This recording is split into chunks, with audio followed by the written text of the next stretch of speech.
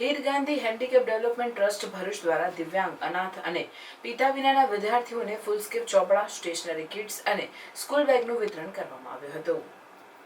Heer Gandhi handicap development trust Bharuch અને જેહેમ Varniraj foundation વડોદરાના સંયુક્ત ઉપક્રમે 72મા કાર્યક્રમની ઉજવણી કરડોળ સ્કૂલ ભરૂચ ખાતે કરવામાં આવી હતી, જે અંતર્ગત દિવ્યાંગ, અનાથ અને પિતા વિનાના વિદ્યાર્થીઓને ફૂલસ્કેપ ચોપડા, સ્ટેશનરી કિટ્સ અને સ્કૂલ બેગનું વિતરણ કરવામાં આવ્યું હતું. આ કાર્યક્રમમાં ગેલેક્સી કંપનીના CSR દ્વારા સ્કૂલ બેગ અને ચોપડાઓનું પણ વિતરણ કરવામાં આવ્યું હતું.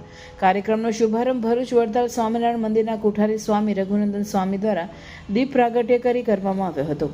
કોઠારી સ્વામી રઘુનંદન સ્વામી, વર્ણિરાજ ફાઉન્ડેશન વડોદરાના પ્રમુખ Hemantbhai Patel, Heer Gandhi handicap development trust ભરૂચના પ્રમુખ મનીષ ગાંધી, ટ્રસ્ટના founder Heer Gandhi, secretary Sanjaybhai Vanja, Manojbhai Soni, Dhrumilbhai Gajjar, Galaxy કંપનીના CSR ના અધિકારી રમેશભાઈ પરમાર અને સાગરભાઈ હાજર રહ્યા હતા.